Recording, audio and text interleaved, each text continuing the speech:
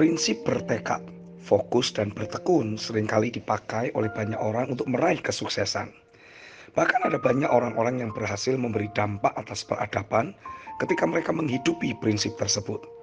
Mereka berfokus dan bertekad pada satu hal yang ingin mereka raih. Mereka melakukan dengan penuh passion. Mereka tekun mencoba sampai berhasil, dan mereka muncul sebagai pribadi yang memberi dampak atas peradaban di zamannya. Itu adalah prinsip yang bisa membuat kita sukses, bahkan bisa sukses tanpa Tuhan. Ya, ada banyak orang-orang ateis yang mempraktekkan prinsip itu dan mereka berhasil. Saya mendapati bertekad, fokus, dan tekun sesungguhnya merupakan prinsip ilahi yang harusnya orang percaya pakai untuk mengejar dan mengenal Tuhan. Menggali firman kebenarannya sampai kita mengalami penyingkapan jati diri kita di dalam Dia, sehingga kita bisa berfokus untuk melakukan apa yang menjadi kehendaknya saja sesuai dengan fungsi yang telah Dia tetapkan. Itulah kehidupan yang memperkenan hati Tuhan. Ibrani 11 ayat yang ke-6 mencatat, tetapi tanpa iman tidak mungkin orang berkenan kepada Allah. Sebab barang siapa berpaling kepada Allah, ia harus percaya bahwa Allah ada dan bahwa Allah memberi upah kepada orang yang sungguh-sungguh mencari Dia. Saya paham sekarang, pekerjaan firman dan roh harus membuat kita semakin efektif dan penuh passion mengerjakan kehendak Tuhan. Bukan kehendak kita lagi, melainkan kehendaknya.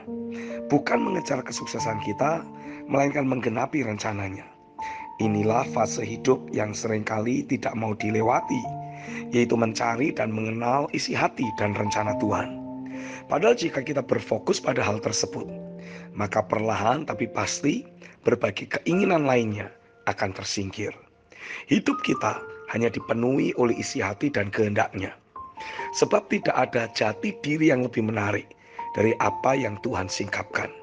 Tuhan akan memakai kita tidak hanya sebagai orang saleh, terpandang, disegani, dan berpengaruh, tapi menjadi pribadi yang mengalami kepenuhan Kristus, di mana kita akan melakukan perbuatan-perbuatan yang jauh lebih besar dari yang Yesus pernah lakukan.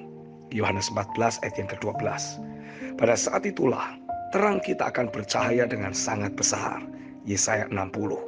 Dan iman kita tidak bisa dibantah, disanggah, dan diragukan. 1 Yohanes 5 ayat yang ke-4. Orang banyak akan mengakui bukan kita lagi yang hidup, melainkan Kristus yang hidup di dalam kita. Mereka akan sadar, hanya Tuhan yang sanggup melakukan segala perkara besar yang kita kerjakan. Mereka tidak akan sanggup menirunya. Maut ditelan dalam kemenangan oleh kuasa iman. Keluaran 7 ayat 10-12. Dunia ini juga bisa memberi kita tawaran jati diri sebagai orang yang terpandang, disegani, dan berpengaruh tanpa harus mengikuti jalan-jalan Tuhan. Jika kita menerimanya, maka tekad, ketekunan, dan fokus hidup kita akan terserong dan mulai terarah untuk mengejar kesuksesan pribadi. Padahal itu semua tidak perlu kita kejar di dalam Tuhan. Posisi, jabatan, relasi, dan berbagai macam hal yang akan memposisikan kita menjadi orang yang terpandang, disegani, dan berpengaruh, otomatis akan ditambahkan Tuhan begitu saja kepada kita. Yang perlu kita lakukan hanyalah bertekad mencari kerajaan-Nya. Matius 6 ayat 33. Bertekun menggali firman-Nya.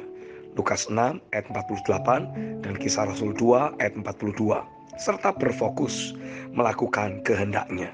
Yohanes 14 ayat 31. Itulah jalan-jalan Tuhan.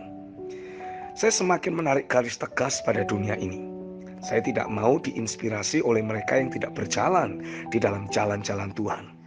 Saya harus pastikan mengalami pembaharuan akal budi dan menolak cetakan dunia ini dengan takaran iman atau firman yang Tuhan berikan. Sebab firman adalah jati diri saya di dalam Tuhan. Saya mau hidup dalam jati diri yang Tuhan tetapkan, tanpa ada percampuran atau perkawinan sedikit pun dengan jati diri yang dunia tawarkan. Saya persembahkan diri saya sekali lagi untuk menghadirkan realita Kristus di atas muka bumi ini.